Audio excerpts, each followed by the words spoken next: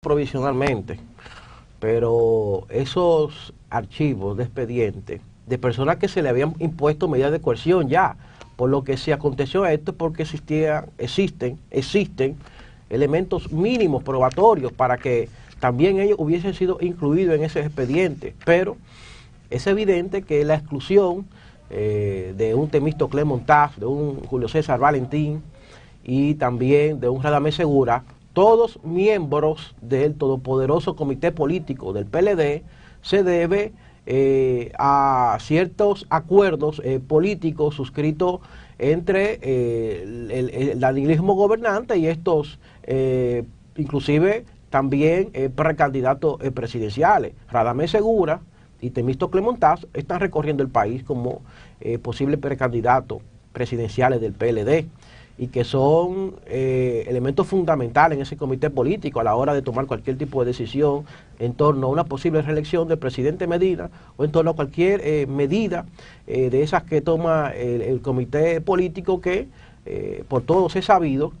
que es el máximo órgano del poder político de la República Dominicana. En ese comité político se deciden las acciones que se toman en ese Congreso Nacional, al menos en torno a cuestiones neurálgicas y que giran en torno a la preservación del poder por parte del PLD. De todos los imputados,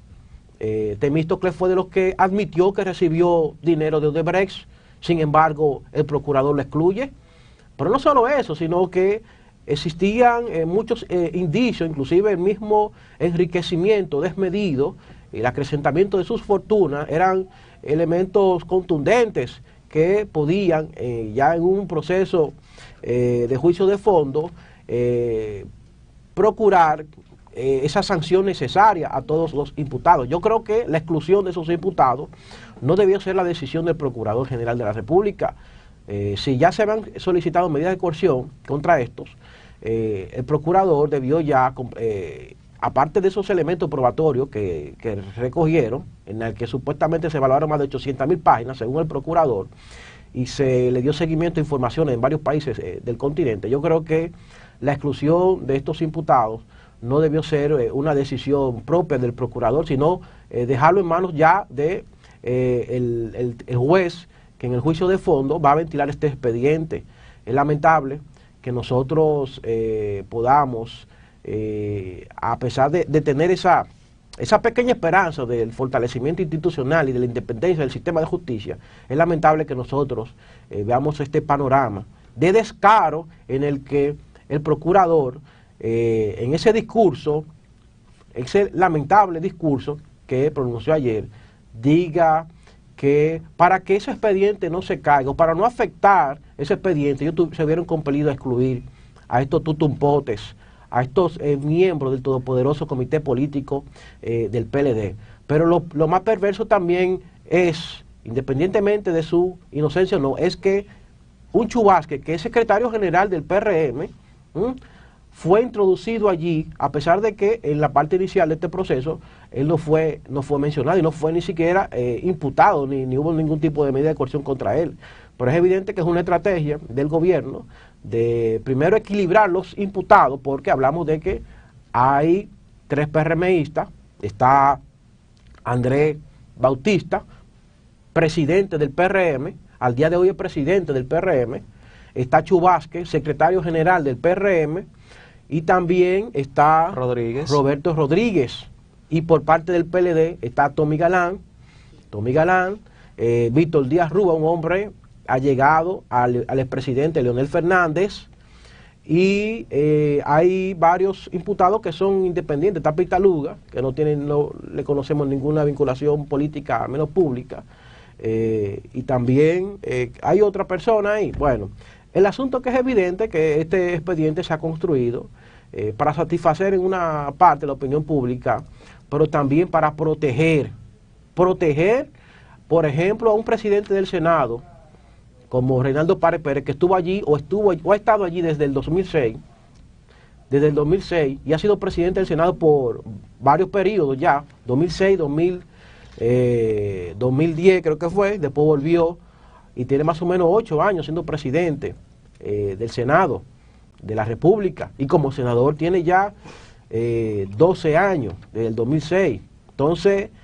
personas que han sido fundamentales en ese Congreso a la hora de aprobar cualquier contrato vinculado a Odebrecht, no están incluidos en ese expediente. No están incluidos en ese expediente porque es evidente que están protegidos por el poder político. Inclusive son ahora hasta precandidatos presidenciales, por lo que nosotros pudiésemos tener en el 2020 un presidente que posiblemente estuvo vinculado a serios actos de corrupción, en el que en muchos países de la región ya han caído muchos funcionarios presos. Sin embargo, en la República Dominicana, aún al día de hoy todavía nosotros no hemos tenido una sanción penal contundente que envíe un mensaje a la clase política, al funcionariato público, para que de una vez por todas podamos nosotros administrar con pudor y con transparencia los recursos públicos. Hay que destacar, para que los amigos seguidores tengan conocimiento, si aún no lo tienen, de quiénes fueron los excluidos. Alfredo Pacheco, Máximo de Olio, Temístocles Montaz, César Sánchez, Bernardo Castellanos, Julio César Valentín y Rudy González. Ya Julio César Valentín estaba ansioso de que lo sacaran de ahí. En los últimos días él se había referido al tema muy enfáticamente, diciendo que estaba esperando muy ansiosamente que llegara esta fecha donde el procurador hiciera el anuncio, porque él quería que su nombre fuera limpiado, porque esto, según él, había resquebrajado la tranquilidad de su familia. Pero fíjate un asunto, Zapata, en ese expediente en el que se le solicitó medida de coerción, incluyendo a Valentín, se probó ahí el crecimiento enorme de la fortuna,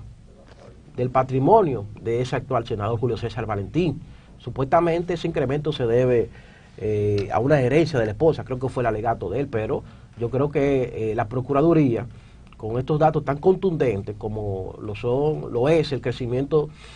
del patrimonio de un funcionario electo, en el que con esos ingresos que se reciben en el Congreso no había forma de justificar ese crecimiento patrimonial.